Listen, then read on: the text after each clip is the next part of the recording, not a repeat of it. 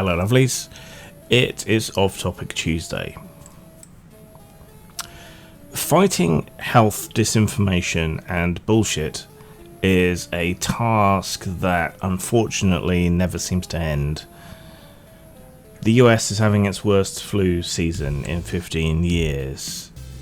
Disinformation and an information vacuum around disease seems to be going on, broadly tied to Musk's shenanigans with various agencies and so on. Bird flu has spread thus far in isolated incidents to cats and to cattle, and from there to humans. So this round of bird flu is showing a certain amount of transmissibility. Hopefully that doesn't become another pandemic. Kansas is having one of the largest tuberculosis breakouts ever recorded in the United States, with 384 potential victims being monitored and tested. Washington State just had its first whooping cough death since 2011, and there's at least one potentially dangerous outbreak of measles in the US. So now is not the time to be quiet on public health or on bullshit. Much of the information in that little previous section there came from Violet Blue. Look her up on Patreon and elsewhere. She does great health information. Now, I'm not a health expert. I don't pretend to be, but I know enough to be able to do my own research without succumbing to confirmation bias or prioritizing personal experience over data. By all means, look into this stuff for yourself, but look for data that comes from decent accredited sources with large enough data pools to work with. And look for data that crosses ideological, geographical, and other lines. And then consider it as a whole. Americans especially tend to be quite parochial and to distrust their own institutions. And they're often ready to turn viciously on their institutions at the slightest misrepresentation or accusation, or at the slightest, most minuscule inconvenience to their lives. The rest of the world is not like that. Globally, many institutions are respected, have watchdogs, and have greater transparency than the agencies in the US. Meta studies are a great thing to look at, especially if they throw their net wide. A meta study is a study that studies other studies to get an overall conclusion based on a much larger pool of data. Critical thinking skills in general are a good thing to learn that will improve your lives immeasurably. And distancing yourself from the information and intellectualizing it when considering it works really well, which is why we've done it for hundreds of years. Give it a try. Be a little bit more Vulcan. COVID disinformation is arguably worse now than it was during COVID, because nobody can seem to be asked correcting people's disinformation, misinformation, and nonsense. So there is a lot of total bullshit out there, spreading relatively without challenge, because everyone thinks it's over. COVID isn't really over, and never will be. Just like flu, it's become endemic. But the damage being done by the bullshit about it is harming other vaccine initiatives, and appears to be partly responsible for things like RFK being allowed within 100 feet of a medical institution rather than being given a restraining order, and for the sudden lack of information coming out of the CDC, for example.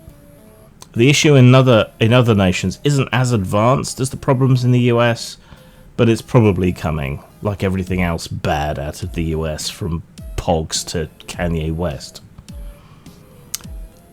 Here's a meme that a friend who has unfortunately become unhinged on health issues posted recently on Facebook, just as an example of the problem.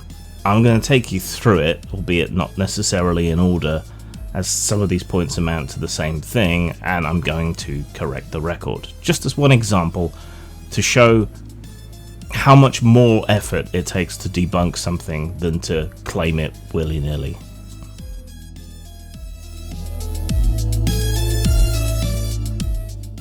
The meme implies that stay home to save lives was somehow a lie, or that 2 weeks to slow the spread was somehow a lie.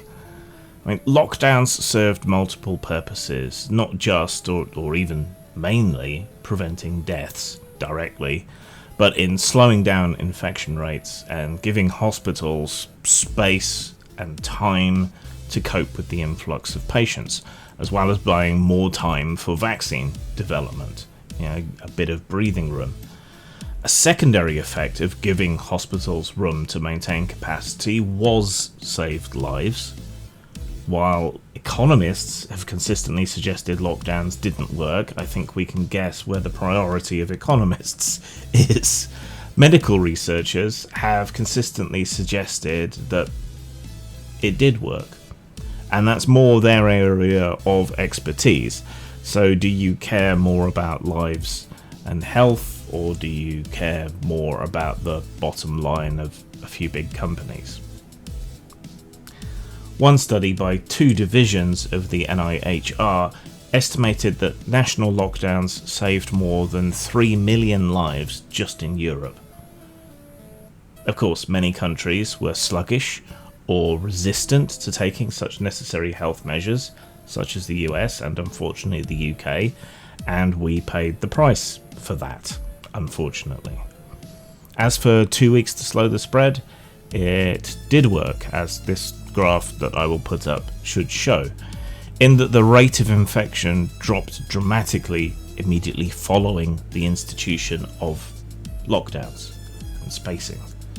And as we can see, this is reflected in the reported infections graph, so it's pretty unquestionable that it did what it was supposed to. So some people are misrepresenting what it was that it was supposed to do.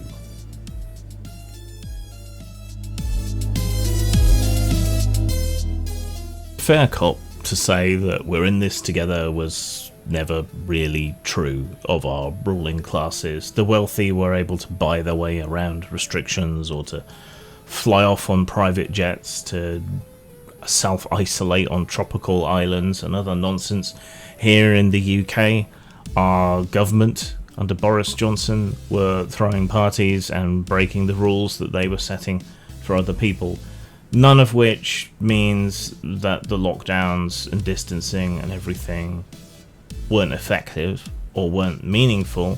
It just means that, same as it ever was, the political and financial upper echelons don't play by the rules the same as the rest of us. Here in the UK, they paid a political price for that. And it seems unlikely that the Conservative Party will be coming back from that long-term damage anytime soon. In the US, of course, things have taken a rather different turn, and the upheaval going on all around the world is in part related to all of this, but the bullshit and disinformation is meaning that a lot of people who are actually responsible are not being held accountable. So, on the one hand, same as it ever was. On the other hand, we're not learning our lessons from history about dealing with this sort of thing. Unfortunately, the institutions that need to be strengthened are being weakened, and the political parties that are exploiting the problems in the wake of COVID are the ones who will make all of our other problems far worse in the future, and any pandemic that we might happen to suffer in the near future as well.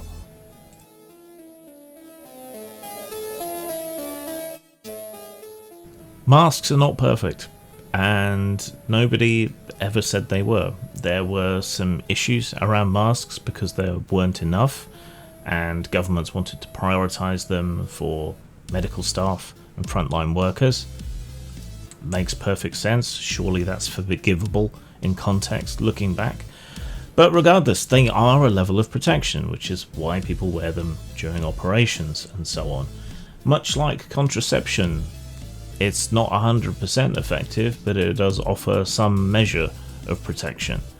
There are innumerable studies around the world, some of them going back pre-COVID, particularly from Asia, where mask wearing is more normal.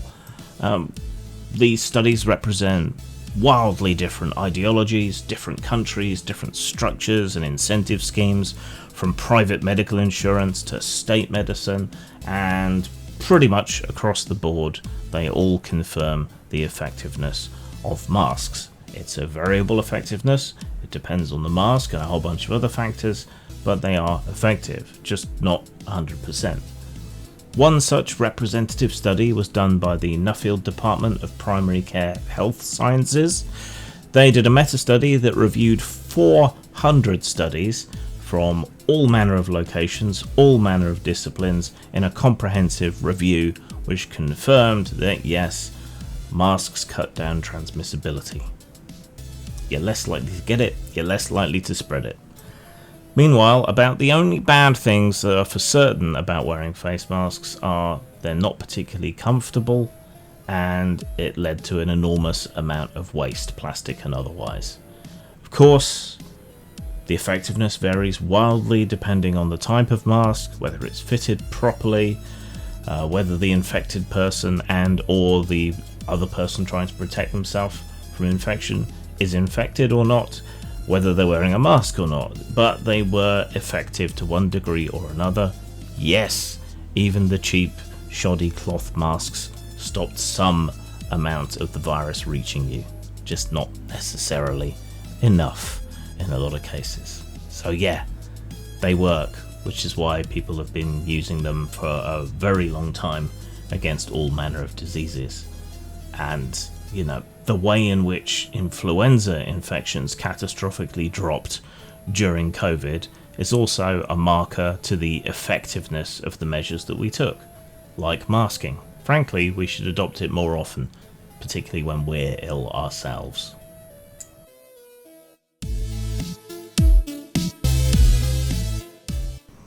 Super spreader events are not a COVID-only phenomenon, and they are a thing that happened and has happened historically with all kinds of diseases, from HIV to the 1918 flu.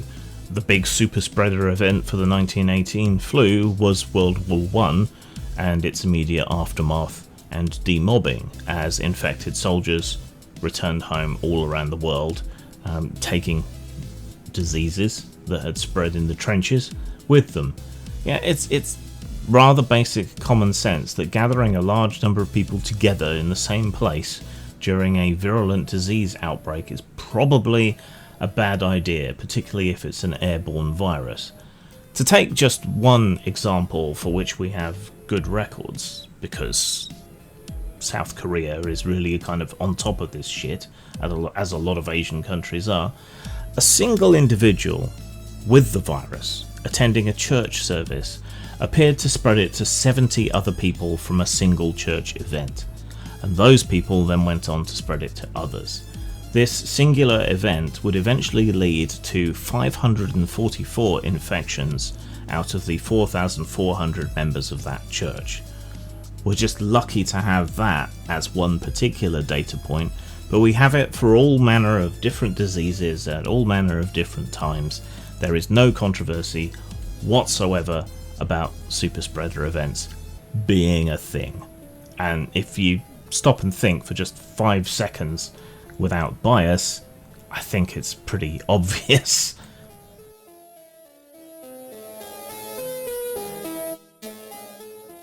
The vaccines have been effective and have had multiple effects. They reduce and shorten hospitalizations, even for people who do get infected. For people who do get infected, it reduces the likelihood of you dying. And while you're infected, if you have had the vaccine, it reduces the infectiousness from you as an individual.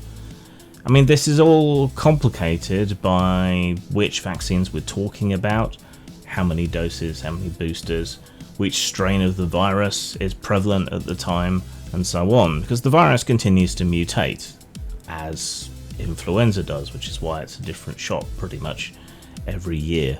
So this is kind of what we'd expect, but we also expect vaccines to cut it down and stop it being a true epidemic, and that's the case here. mRNA vaccines were about 90 to 95% effective against the original strain. Against Delta, this dropped to around 60 to 80%. Against Omicron, this dropped to 10 to 40%, and over the long term it reduces further. But there were also updated shots. So as the virus weakened and became more endemic, this becomes less of a problem, and we have the newer vaccines which are more effective against the variants, and boosters, which also helped. However, the use of vaccines certainly helped to get us out from under COVID's worst shadow by reducing the infection rate, helping slow and eventually all but halt the spread of it. It still isn't gone by any means. Likely, much like the flu vaccine, we will continue to have COVID vaccines and boosters for a very long time, but it's very rare that any vaccine is a one and done, frankly, and why anyone would expect the COVID vaccines to be any different to any other vaccine, I don't really know. I mean, even mRNA vaccines, which are pretty new, weren't new for COVID, so I don't know. People are weird.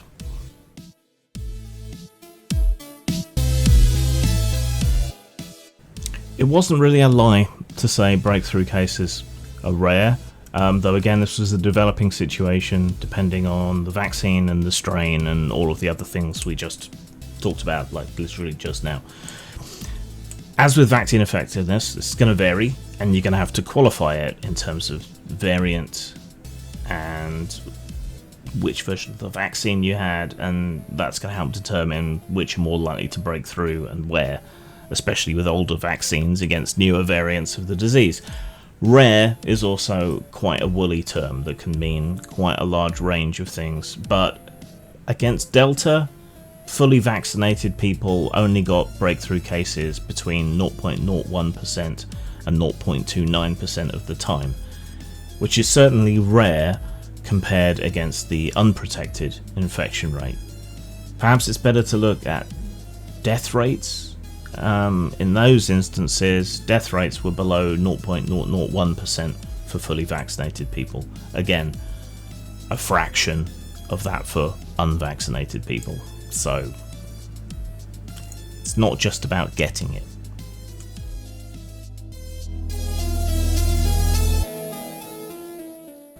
It was never really claimed that you weren't going to get COVID, except colloquially if you were vaccinated. All vaccines have an efficacy rate, which we've been over, but breakthrough cases do occur, which we've also been over. And this is why herd immunity, mass vaccination, is so important. It provides more opportunities for the infection chain to be stopped. If you were fully vaccinated, wore a mask when you were out in public, socially distanced and participated in lockdown, and washed your hands, you were at that point extremely unlikely to get COVID. But it was still possible. Nothing is 100%, and anecdotes aren't data. So just because you happen to know someone or even a couple of people that still got COVID despite participating in all the mitigating measures, it's essentially meaningless. You have to look at the broader data.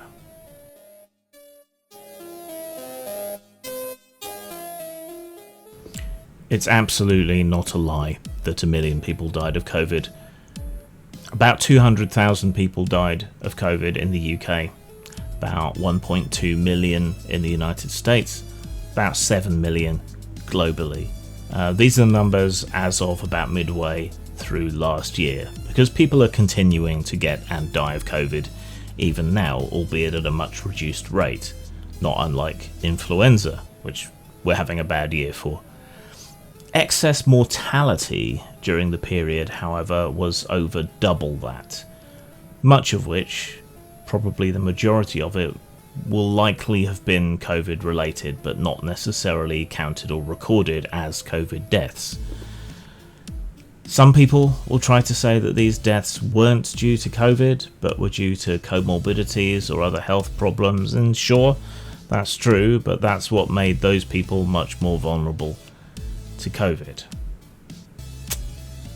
So yeah, at least 1.2 million in the USA, maybe even as high as 3 million. We don't know for certain, but we do know at least 1 million.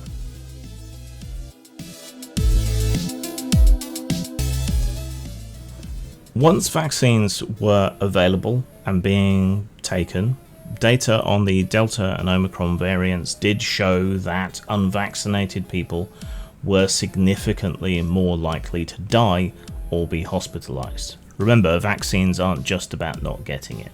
Vaccines didn't just reduce the spread, they reduced the severity of the infection, how liable it was to infect others, and it reduced deaths. So the unvaccinated were more likely to catch it, more likely to spread it, more likely to end up in hospital, and more likely to die. During the vaccine rollout, unvaccinated people accounted for 90% of cases, hospitalizations, and deaths. During Omicron, the unvaccinated were roughly 305 times more likely to be infected, 10 to 15 times more likely to be hospitalized, and 20 times more likely to die compared to people who had been vaccinated.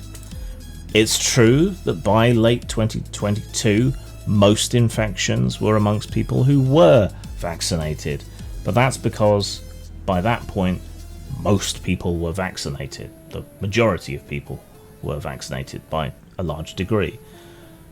So, while it was true for infections, the unvaccinated were still vastly and disproportionately present in terms of severe cases and deaths. So yes, once we had a vaccine, you could accurately characterize the pandemic as one of the unvaccinated.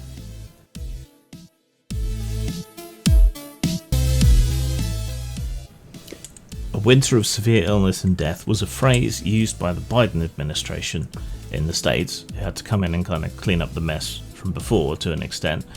And it was used in the context of fears about the danger of the Omicron variant in particular. Fortunately, the Omicron variant was not as dangerous as had initially been feared, but we wouldn't know that until later, so it was best to err on the side of caution. The phrase was meant to try and get more reluctant people to get vaccinated, and for the unvaccinated, it was such a winter, with most deaths, yet again, amongst the unvaccinated, the old, and those with underlying conditions.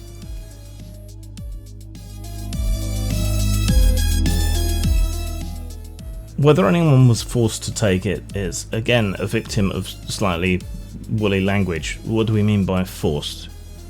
Were people forced in the sense of being pinned down and physically injected?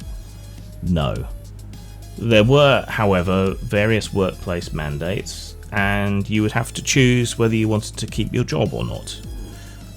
Whether you wanted your job or not to have been injected with a potentially life-saving vaccine. Doesn't seem like that should be much of a head-scratcher to me. These mandates were mostly within governments, who obviously had to be able to keep operating and didn't want to lose too many staff due to illness or death, so that they could keep things going, keep the wheels turning. Also in the military, where vaccines allow the military to maintain readiness and be ready to be deployed all sorts of places. If you're in the military, you likely have a full suite of vaccines to all sorts of diseases from all around the world, and this is uncontroversial and normal. Now, some private businesses also introduced vaccine mandates within their own structure, typically where those businesses had a lot of interaction with the public, and so this was necessary.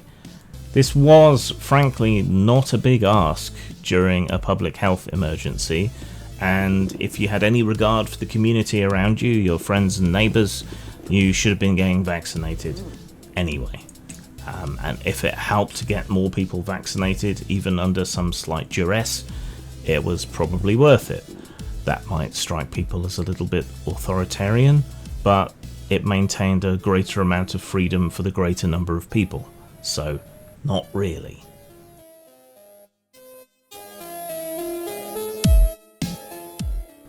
It's a difficult thing to gauge how many people's lives were saved from being vaccinated as opposed to not being vaccinated, but I generally trust that medical institutions and researchers know what they're doing.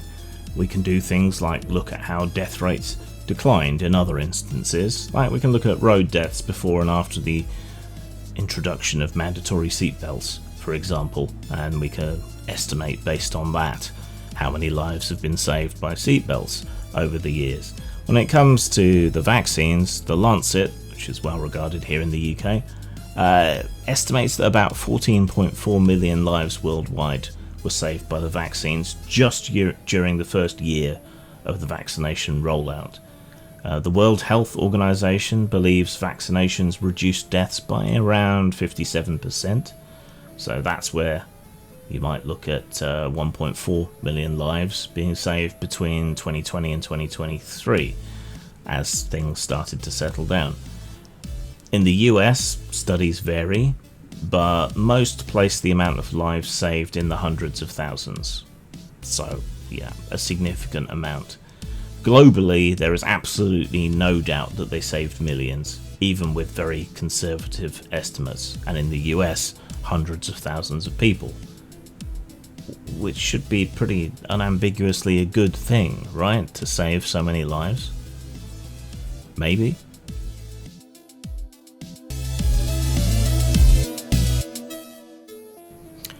Strictly speaking, if you want to be an absolute pedant about it, that statement that nobody is getting injured or dying from the shot isn't true. But, in the colloquial sense of English, nobody would still allow for the very small number of people with adverse reactions. Just as you can look at the instructions on McDonald's coffee cups saying caution, coffee is hot, you could say nobody is dumb enough not to realise that coffee is hot. And yet, right, so even when we say nobody, it often doesn't literally mean zero people. Now, of recorded adverse reactions, there are about 2 to 5 people per million having an anaphylactic reaction, an allergic reaction to the shots. About half a person per 100,000 people, so roughly one person per 200,000 people, is having some kind of myocarditis reaction. Right, and when it comes to thrombosis in America, there have been precisely 6 cases out of 7 million doses, and only related to the Johnson & Johnson vaccine. When it comes to the myocarditis, COVID itself causes myocarditis in about 60 to 65 cases per 100,000 people. 60 is a bigger number than 0.48. It's about 125 times bigger. So you're at much higher risk if you catch COVID, so you should probably take the shot, whether you're worried about myocarditis or not, or in fact, if you are worried about myocarditis.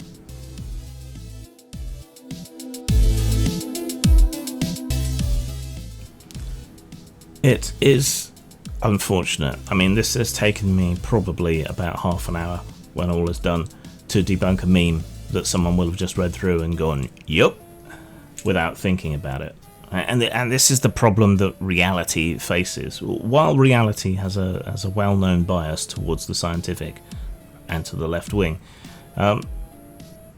it's hard to convey that to people because a lot of things are nuanced and complicated, require a certain amount of knowledge, critical thinking skills, and so on, and there is rampant anti-intellectualism in the time of social media, and a rampant distrust in experts, even though they're experts. People are prioritizing their personal lived experience over data, and that's as much the fault of the regressive left as it is the populist right. The postmodernism, the idea that nothing is true on the regressive left, is at fault as the right wing's constant propagandizing of nonsense and bullshit. I think this is more of a problem in America, and then slightly less of a problem throughout the broader Anglosphere, and then even less of a problem outside that. Why are Americans like this? I think in part it's because they don't have nationalized health, and having such an expensive, grifting health system breeds distrust. Every time I post something on social media about, I'm not feeling too well today, you can practically guarantee that some motherfucker is going to turn up in the comments and tell me about all the wondrous things that apple cider vinegar can do for my health, or whatever. It's now well into the 21st century, and people are still using folk remedies and recommending them. The trick with alternative medicine is that if it works, it's called medicine. So, I don't know. I think that's a big part of it. And I think personal bias as well. And some people just can't abide even the slightest inconvenience, and so they will ignore the well-being of themselves, their family, their friends, the broader community, just so they can go to Starbucks and get a coffee. That's something more fundamentally broken. People say that COVID broke people's brains, and probably, but in the round, the health measures we took saved more lives than they will have taken. But something was already broken in order for people to react like that, and to have so little regard for anybody else. And that's the fundamental problem, I think. This selfishness, this entitlement, this anti-intellectualism, these kind of things all sort of bubble together into this toxic brew, which isn't just affecting health. It's just that in health we can directly and more easily point at the damage that this kind of thinking does. And even then, even when you've got the data and the science and everything else, it takes a long time to debunk nonsense. Most people won't listen anyway, and more bullshit will be along before you finish debunking the first lot. It's a Sisyphean task. I haven't had my fingers in this many dikes since I last went to Amsterdam. After the sex change. Zang. Colony Moon is a cooperative or competitive story game about founding a moon colony, making it succeed and opening up the rest of the solar system for exploration. Players take on the parts of the board and make decisions about the future of the colony, expending political capital and gaining prestige when their plans work. Available at post-mort.com, lulu.com for print, and drive-through RPG.